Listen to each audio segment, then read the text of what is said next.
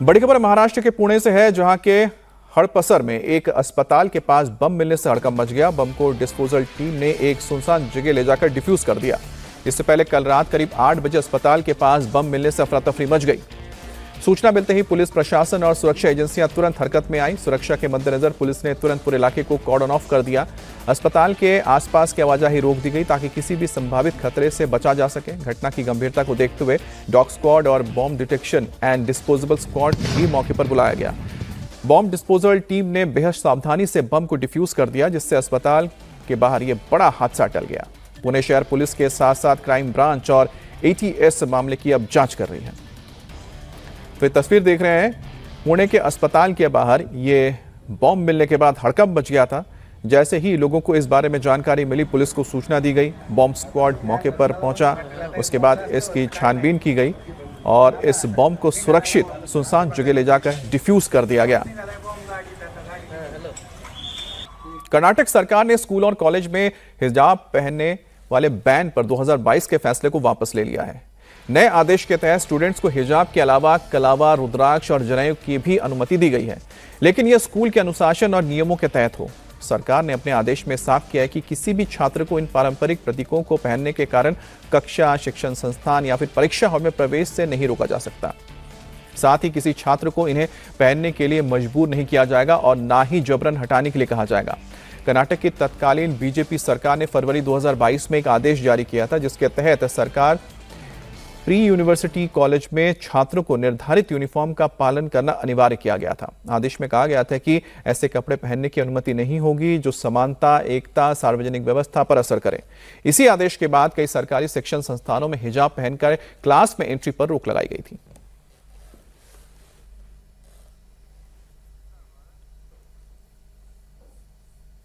अब भोपाल की लाइफलाइन कही जाने वाली मेट्रो रेल परियोजना अब एक बड़े धार्मिक और कानूनी विवाद की जद में है। कब्रिस्तान के नीचे मेट्रो लाइन डालने को लेकर जारी विवाद पर आज वक्फ ट्रिब्यूनल में सुनवाई होगी। इस मुद्दे पर वक्फ बोर्ड और औकाफ-ए-शाही के वकील बहस करेंगे। वहीं ऑल इंडिया मुस्लिम त्यौहार कमेटी ट्रिब्यूनल के बाहर प्रोटेस्ट करेंगे। ऐतिहासिक शाही कब्रिस्तान बड़ा बाग, जहां से प्रस्तावित अंडरग्राउंड मेट्रो रूट को लेकर मुस्लिम समाज और वक्फ संस्थानों ने मोर्चा खोल दिया है। उनका तर्क है कि हजारों कब्रों के नीचे से मेट्रो का गुजरना धार्मिक भावनाओं और पूर्वजों की गरिमा के साथ खिलवाड़ है। भोपाल मेट्रो यातायात सुधार की दिशा में बड़ा कदम है, जिसके ट्रायल और निर्माण कार्य जारी है, लेकिन कब्रिस्तान के नीचे से मेट्रो चलने के विवाद में विकास बनाम आस्था की नई बहस छिड़ गई है। देखिए, मेट्रो का जहां तक सवाल है, भोपाल में मेट्रो आ रही है। सभी समाज, सभी जाति, सभी वर्ग के लोग उसका स्वागत करते हैं। मध्य प्रदेश वक्फ बोर्ड भी उसका स्वागत करता है। शहर का विकास यशस्वी मुख्यमंत्री डॉक्टर मोहन यादव जी के नेतृत्व में तेज बढ़ता हुआ मध्य प्रदेश, तेज बढ़ता हुआ भोपाल, किसको अच्छा नहीं लगेगा? सभी हम अभिनंदन करते हैं। लेकिन जहां तक कब्रिस्तान का सवाल है, तो हमारा मेट्रो के अधिकारियों से हमने आग्रह किया है कि विकास जरूर हो, मेट्रो भी की लाइन भी बने, मेट्रो भी निकले, आवागमन सुगम होगा, लेकिन लोगों की धार्मिक भावनाओं का भी ध्यान रखा जाए। लोगों की धार्मिक भावनाओं को ठेस न पहुंचे और मेट्रो भी निकले, ऐसा हमने उनसे आग्रह किया है और मुझे लगता है कि जल्दी इसका कुछ निराकरण निकलेगा। वहीं अब इस मुद्दे पर सियासत भी जमकर हो रही है। बीजेपी और कांग्रेस के विधायक आमने सामने हैं। कांग्रेस विधायक मेट्रो को लेकर सरकार की नीयत पर सवाल उठा रहे हैं, वहीं बीजेपी इसे विकास विरोध सोच बता रही है। देखिए, ना तो धार्मिक मामला है ना सियासी है, ये तो गंदी नीयत का मामला है। सरकार अच्छी नीयत से काम नहीं कर रही। भोपाल को आवश्यकता थी फ्लाईओवर की, ना कि मेट्रो की। इस पर मैंने कई बार विधानसभा में भी कहा और कई बार यहाँ के विधायक और मंत्रियों से कहा, लेकिन उस और कोई ध्यान नहीं दे रहा कि भोपाल की जनता को फ्लाईओवर देंगे तो आसानी होगी। अब रहा मेट्रो का, तो मेट्रो आज तक निर्धारित नहीं कर पाया कि क्या करना है। आपने इतने दिन पहले क्यों नहीं देखा? पहले क्यों लोग वहाँ के विधायक से चर्चा नहीं करी? क्यों वहाँ के लोकल लोगों से कॉन्फिडेंस में नहीं लिया? तो ये कोई अच्छी बात थोड़ी ना है। दिल्ली की भी जब मेट्रो चली तो जामा मस्जिद के नीचे से उसको निकाला गया है। वहां जामा मस्जिद को कोई खतरा नहीं हुआ। तो कोई भी मस्जिद 5 फीट गहरी होगी, 7 फीट गहरी होगी, 10 फीट गहरी होगी, ये तो 20-30 फीट गहरी थे। कोई मस्जिद कब्रिस्तान को खतरा नहीं है। रहा सवाल ये, फिर जबरन छाती पीट कर कब्रिस्तान के नीचे से कोई नहीं जाएगा, तो ऐसा होगा नहीं। विकास की जो परियोजना जहां से जो तय हुई है, वो वहां पर होगा। कब्रिस्तान को कोई खतरा नहीं होगा। आप कब्रिस्तान पर रोज जाइए, सभ्य बारात में भी जाइए, वहां पर मिल के आइए, अपने पुरखों से छाती पीटना है वो भी कर आइए, किसी को कोई तकलीफ नहीं होने दी जाएगी। और आज से आम लोगों पर महंगाई का एक और बम फूटने जा रहा है। आज से अमूल के साथ साथ मदर डेयरी ने भी दूध के दाम बढ़ा दिए हैं। कंपनियों ने 2 रुपए प्रति लीटर का इजाफा किया है। बढ़ी हुई ये कीमतें दूध के सभी वेरिएंट पर लागू होंगी। अब 1 लीटर टोन मिल्क 56 की जगह 58 रुपए प्रति लीटर मिलेगा। वहीं फुल क्रीम दूध के दाम भी 70 से बढ़कर 72 रुपए प्रति लीटर हो जाएंगे। टोन दूध 58 की जगह 60 रुपए लीटर और डबल टोन्ड मिल्क 52 से बढ़कर 54 रुपए प्रति लीटर। तो अमूल के बाद मदर डेयरी ने भी अपने दूध के दामों में बढ़ोतरी कर दी है और 2 रुपए प्रति लीटर के हिसाब से सभी अलग अलग वेरिएंट पे दूध के दाम बढ़े हैं। जैसे टोन मिल्क है, फुल क्रीम है, सभी के दाम 2 रुपए बढ़ा दिए गए हैं। अब 1 लीटर टोकन मिल्क 56 की जगह 58 रुपए प्रति लीटर मिलेगा। वहीं फुल क्रीम दूध के दाम 70 की जगह 72 रुपए प्रति लीटर और टोन्ड दूध 58 की जगह 60 रुपए लीटर और डबल टोन मिल्क 52 से बढ़कर अब 54 रुपए प्रति लीटर आपको मिलेगा।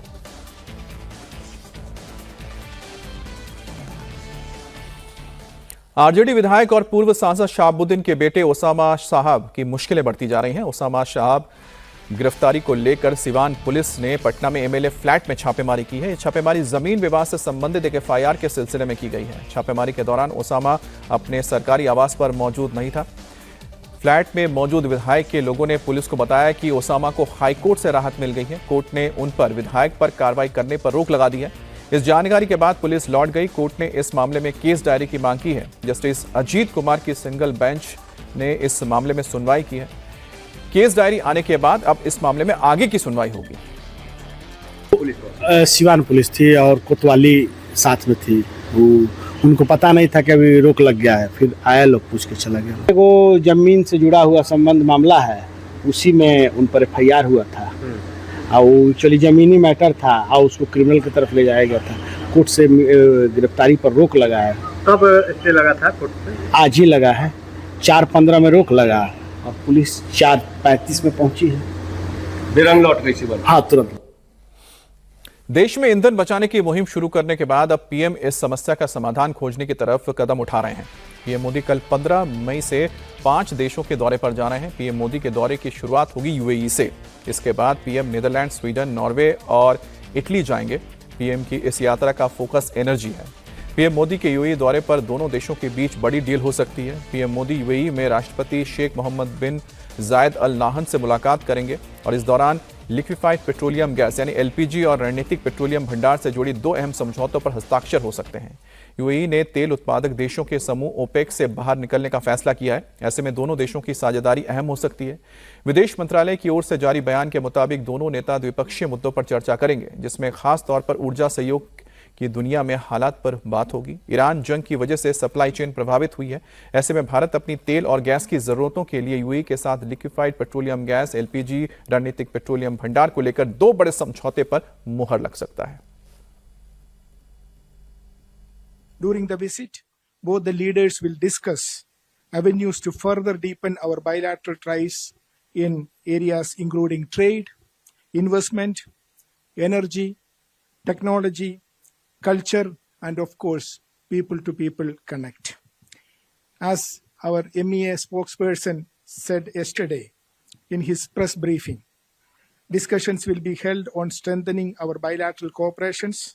Discussions will also focus on strengthening our energy security.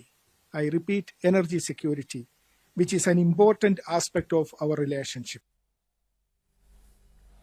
PM Modi की ईंधन बचाने की अपील के बाद खुद प्रधानमंत्री भी इस मुहिम में जुटे हैं। पीएम मोदी ने अपने काफिले से कई गाड़ियों को हटा दिया और इसके साथ ही केंद्रीय मंत्रियों ने भी अपने काफिले को छोटा कर दिया है। तो वहीं पीएम मोदी की अपील के बाद बीजेपी शासित राज्यों के मुख्यमंत्री भी एक्शन मोड में आ गए हैं। राज्यों में सीएम, मंत्री और ऑफिसर्स की गाड़ियों के काफिले को आधा कर दिया गया है। इसी के साथ मंत्रियों, अफसरों के विदेश दौरे पर रोक लगा दी गई है और साथ ही हफ्ते में 1 दिन इन्हें पब्लिक ट्रांसपोर्ट या फिर बस, मेट्रो से चलना होगा। सभी सरकारी बैठकें, सेमिनार, कॉन्फ्रेंस, वर्कशॉप वर्चुअल होंगे। राज्य सचिवालय की भी 50% बैठकें वर्चुअल की जाएंगी। सरकार की कोशिश है कि ज्यादा से ज्यादा लोग पब्लिक ट्रांसपोर्ट का इस्तेमाल करें, जिससे ईंधन की बचत हो।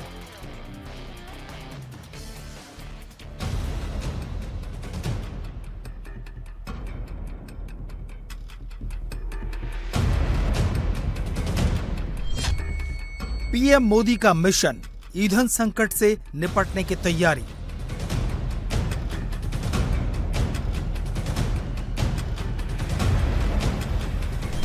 तेल संकट के बीच आत्मनिर्भरता का मास्टर स्ट्रोक।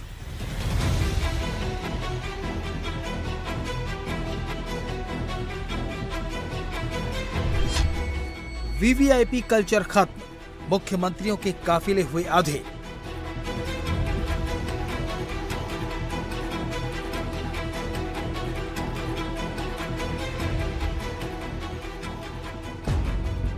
मिडिल ईस्ट तनाव के बाद पैदा हुए ईंधन संकट के बीच प्रधानमंत्री नरेंद्र मोदी ने देशवासियों से पेट्रोल डीजल का इस्तेमाल कम करने की अपील की और अब प्रधानमंत्री ने खुद इस पर अमल करना भी शुरू कर दिया है। प्रधानमंत्री के काफिले में शामिल गाड़ियों की संख्या बिल्कुल कम कर दी गई है।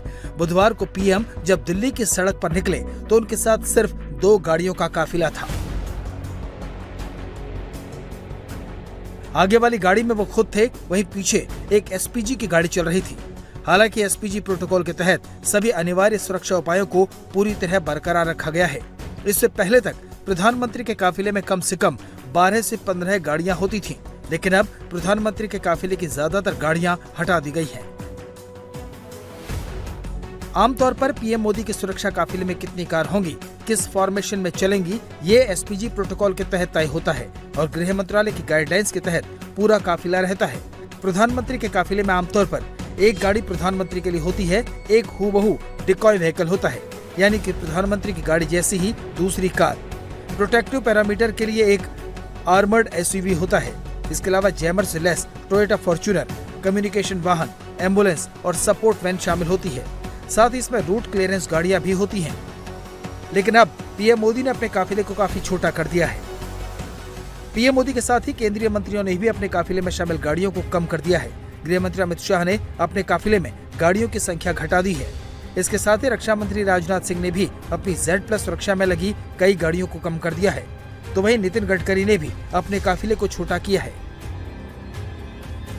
इसके साथ ही कई और केंद्रीय मंत्रियों ने अपने काफिले को छोटा कर दिया है या फिर पब्लिक ट्रांसपोर्ट इस्तेमाल करना शुरू कर दिया है।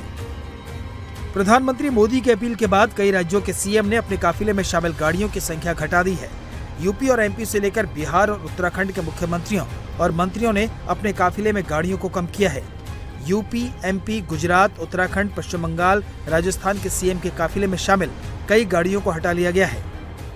सारे ऑस्टेरिटी मेजर हमने आज अडॉप्ट किया। गवर्नर, चीफ मिनिस्टर का कॉन्वॉय साइज डाउन साइज होगा। नया व्हीकल हम अगले 6 महीना नहीं खरीदूंगा। स्क्रैपिंग को हम लोग एनकरेज करूंगा।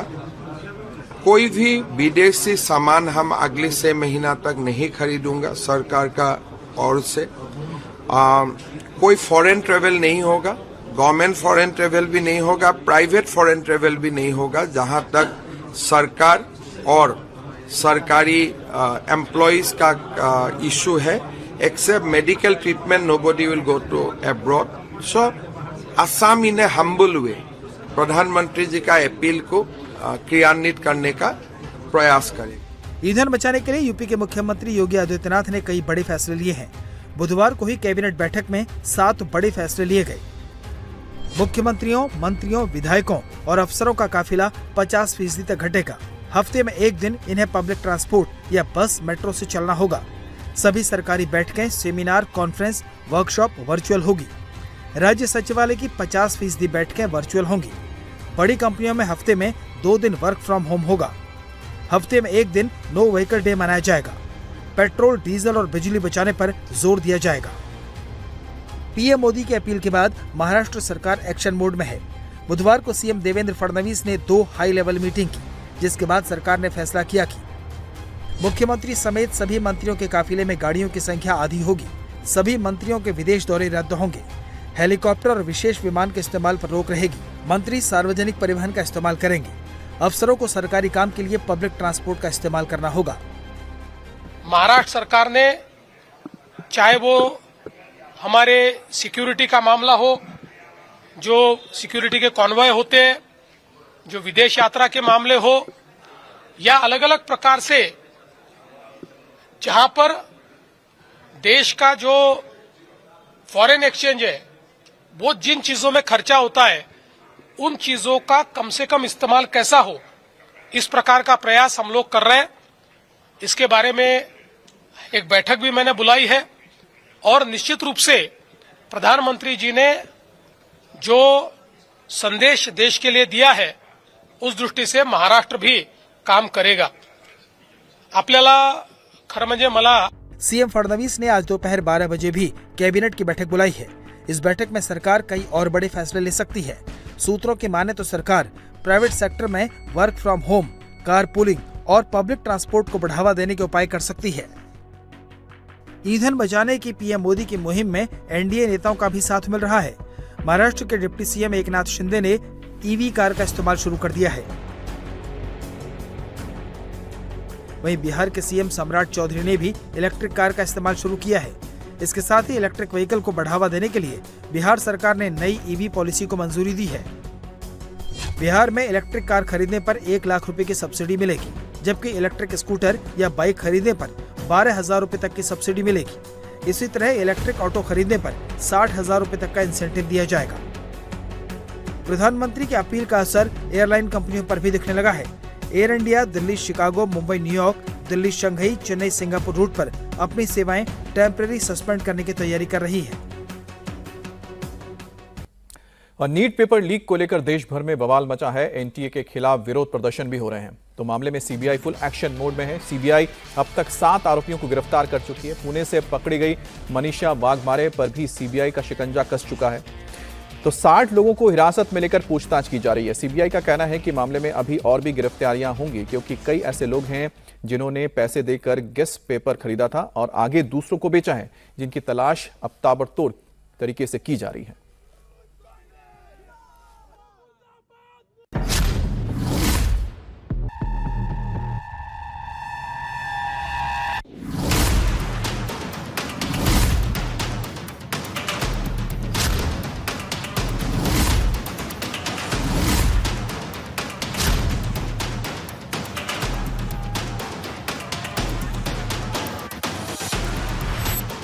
नीट का पेपर लीक होने के मामले में सीबीआई का ताबड़तोड़ एक्शन जारी है। लाखों बच्चों के भविष्य से खिलवाड़ करने वाले एक एक आरोपी को ढूंढा जा रहा है।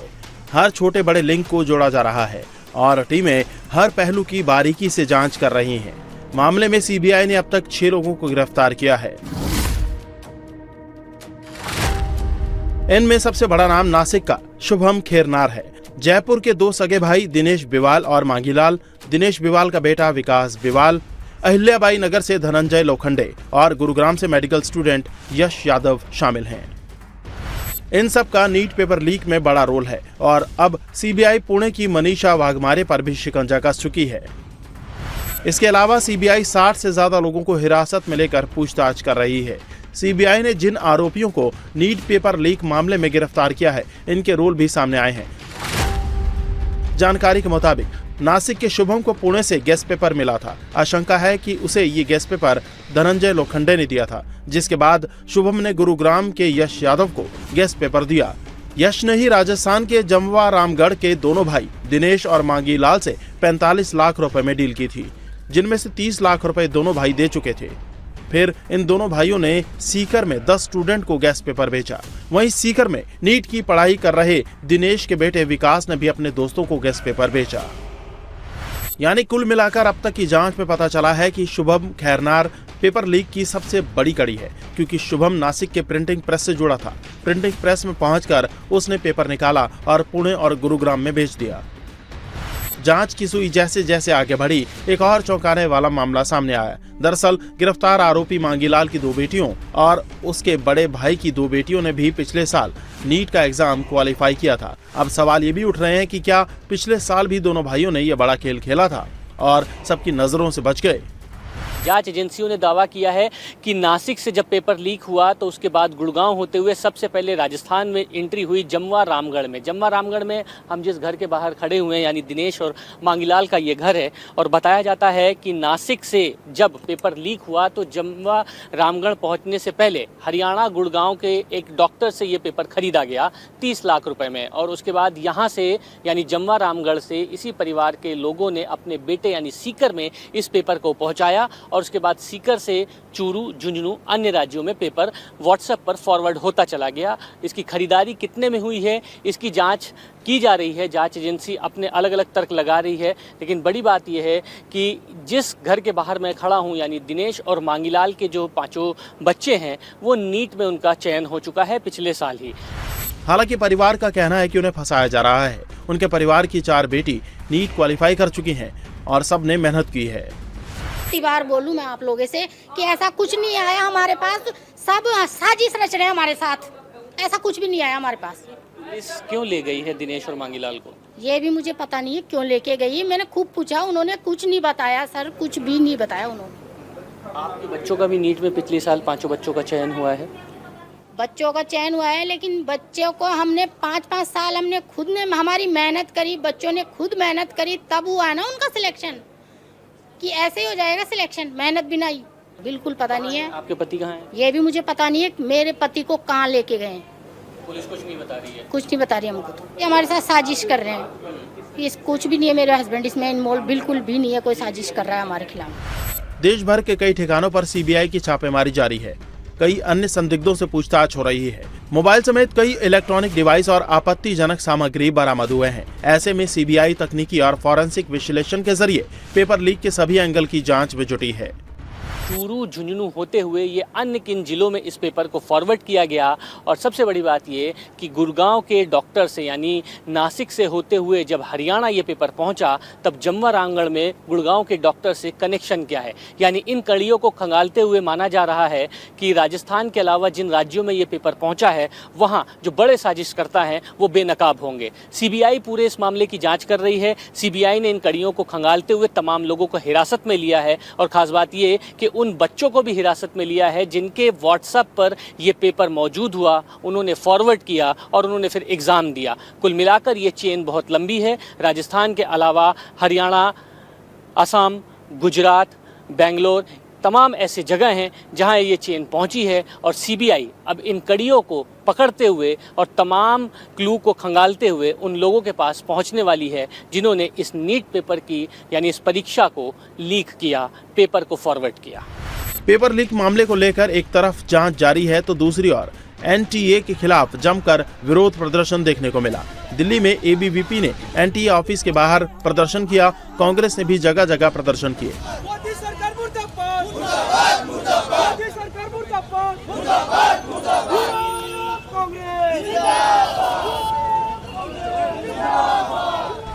इस बीच अरविंद केजरीवाल ने सीधे सरकार पर आरोप लगाए। उन्होंने कहा कि नेताओं की मिलीभगत से ही पेपर लीक हो रहे हैं। हर बार की तरह इस बार भी जांच सीबीआई को सौंप दी गई है। हर बार की तरह इस बार भी सीबीआई ने 10-15 लोगों को गिरफ्तार कर लिया है। हर बार की तरह इस बार भी 3-4 महीने में ये सारे छूट जाएंगे, इनको बेल मिल जाएगी। और हर बार की तरह इस बार भी ये सारे छूटे हुए बदमाश फिर से अगले साल के नीट के पेपर को लीक करने की तैयारी शुरू कर देंगे। मामले में अभी बहुत सी गिरफ्तारियां हो सकती हैं। जिन स्टूडेंट्स को पेपर मिला, जिस माफिया ने पेपर कई राज्यों में बेचा, वो भी सीबीआई के रडार पर हैं। और अगली खबर दिल्ली के करीब नोएडा से है, जहां मामूली बात पर विवाद ऐसा गहराया कि 2 पक्षों में लाठी डंडे से मारपीट शुरू हो गई। पूरे मोहल्ले में अफरा तफरी मच गई। बहुत गंदी वाली हो गई। ये रे गन्ने से मारने लगे। सरेराह बाजार में डंडों से मारपीट हो रही है। कुछ युवक आपस में एक दूसरे पर लाठी चलाते दिख रहे हैं। बीच बाजार दौड़ा दौड़ा कर पीटा जा रहा है। सड़क के सामने की सोसाइटी से मारपीट का वीडियो बनाया जा रहा है। ये वीडियो नोएडा के आम्रपाली प्रिंसली सोसाइटी के सेक्टर 76 का है, जहां पर बीच बाजार लगा हुआ था। सड़क पर इस संघर्ष की असली वजह क्या थी, यह अभी तक साफ नहीं हो पाया है। वीडियो वायरल होने के बाद पुलिस ने मामले की जांच शुरू कर दी है।